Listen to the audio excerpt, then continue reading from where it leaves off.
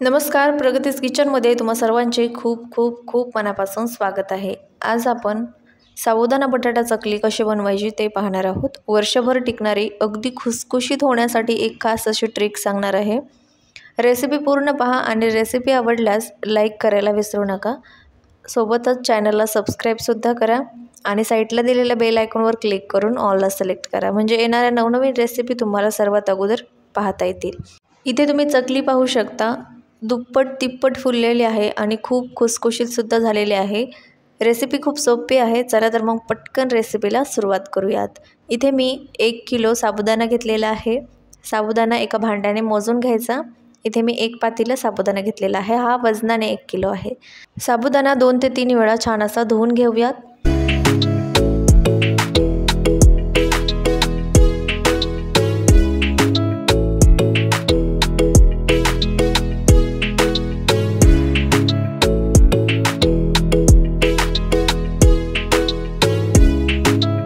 साबुदाणा 2 वेळा छान असा धुवून घेतल्यानंतर याच्यामध्ये पूर्ण साबुदाणा पाण्यामध्ये बुडेल एवढं पाणी घालायचं आहे। साबुदाणा खिचडीसाठी आपण जेवढं पाणी घालतो साबुदाणा भिजण्यासाठी तेवढं पाणी घालायचं आहे। आता हा साबुदाणा कमीत कमी 2 ते 2.5 तास किंवा रात्रभर देखील भिजत ठेवू शकता। तर इथे मी तुम्हाला दुसऱ्या दिवशी सकाळी दाखवत आहे। एकदम मस्त असा हा फुललेला आहे। हे पहा, छान असा भिजलेला आहे। जर तुम्हाला जास्त वेळ ठेवायचा नसेल तर कमीत कमी 2 ते 3 तास तरी ठेवावा लागेल, तेव्हा छान असा भिजतो। इथे मी 1 किलो साबुदाण्यासाठी 2 किलो बटाटे घेतलेले आहेत। बटाटे स्वच्छ धुवून घेतलेले आहेत। आता हे शिजायला टाकूयात। इथे मी कुकरमध्ये सर्व बटाटे टाकून घेते। पाणी घालायचं आहे आणि झाकण बंद करून याच्या 4 शिट्ट्या काढून घ्यायच्या आहेत। तर एकदम कुकर फुल भरायचं नाही आहे पाण्याने, थोडंसं कमी ठेवायचं। झाकण बंद करून याच्या 4 शिट्ट्या काढून घेऊयात। 4 शिट्ट्या झाल्यानंतर इथे मी गॅसची फ्लेम बंद केलेली आहे। आता आपण साबुदाणा वाफवून घेऊयात। ज्या पातेल्याने आपण साबुदाणा मोजून घेतला होता त्याच पातेल्याने अर्ध पातेले इथे मी पाणी घातलेलं आहे। पाण्याला उकळी आल्यानंतर याच्यामध्ये भिजवून घेतलेला साबुदाणा घालायचा आहे। तर हे पहा, इथे पाण्याला उकळी आलेले आहे। आता याच्यामध्ये आपण भिजवून घेतलेला साबुदाणा घालूयात। साबुदाणा घातला की लगेचच तो मिक्स करून घ्यायचा, म्हणजे बुडाला चिटकत नाही। गॅसची फ्लेम मंद ठेवायची आहे। तर हे पहा, छान असं मिक्स करून घेतलेलं आहे। आता गॅसची फ्लेम मंदच राहू द्यायची आहे आणि याच्यावरती ताट झाकून हे 5 मिनिट आपल्याला वाफवून घ्यायचं आहे। तर इथे मी याच्यावरती ताट झाकते आणि हे 5 मिनिटं वाफवून घेते। 5 मिनिटानंतर पुन्हा आपल्याला हे छान असं मिक्स करून घ्यायचं आहे। हे पहा, इथे साबुदाणा छान असा ट्रान्सपरंट झालेला आहे। एकदा व्यवस्थित असं मिक्स करून घ्यायचं आहे आणि आता गॅसची फ्लेम मी बंद केलेली आहे। अजिबात बुडाला चिकटत नाही, गॅसची फ्लेम मंद ठेवायची।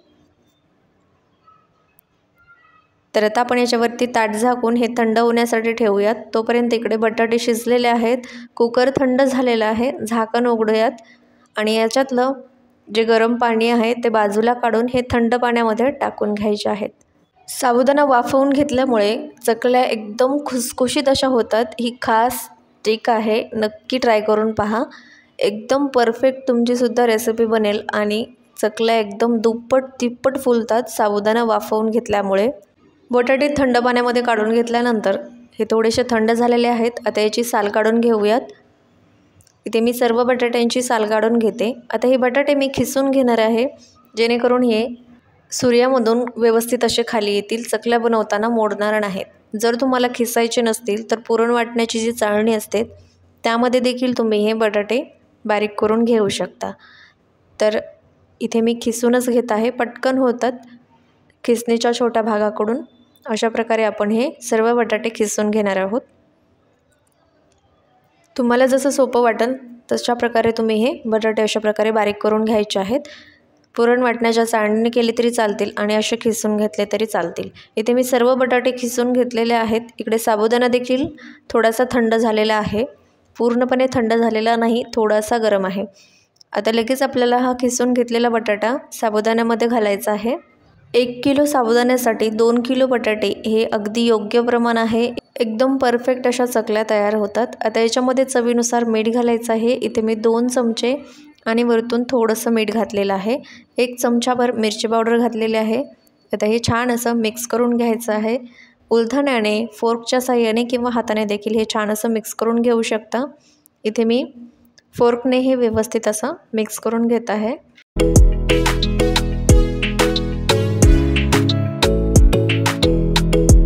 इथे मी हे मिश्रण छान असं मिक्स करून घेतलेलं आहे। आता आपण चकल्या बनवायला घेऊयात। इथे मी सुऱ्या घेतलेला आहे। याच्यामध्ये चकल्या बनवायची प्लेट टाकलेली आहे। आता याच्यामध्ये हे मिश्रण भरून घेऊयात।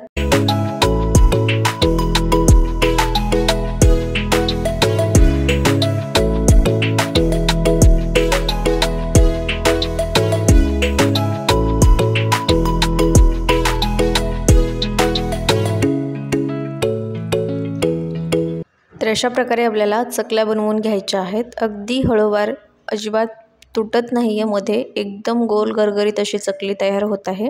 तर अशाच पद्धतीने मी इथे सर्व चकल्या बनवून घेतलेल्या आहेत। हे आपण 2 दिवस उन्हामध्ये छान अशा वाळवून घेतल्या। 2 दिवस उन्हामध्ये वाळवल्यानंतर एकदम मस्त अशा चकल्या तयार झालेल्या आहेत। या चकल्या तुम्ही 1 दिवस घरामध्ये सुकवून नंतर उन्हामध्ये टाकल्या तरी चालतील, पण उन्हामध्ये वाळवावे लागतील, कारण की फक्त हवेमध्ये या सुकणार नाहीत। 2 दिवस उन्हामध्ये छान अशा वाळवून घेतलेल्या आहेत। आता मी ह्या तुम्हाला तळूनसुद्धा दाखवते। तेल गरम झालेलं आहे। आता आपण चकली तळून पाहूयात। तेल एकदम कडक गरम करायचं नाही किंवा एकदम कमी देखील गरम नसायला हवं, मध्यम तेल गरम असायला हवं, जसं आपण भजी वगैरे तळायला गरम करतो। जर जास्त कडक तेल गरम केलं तर लगेच या लाल होतात।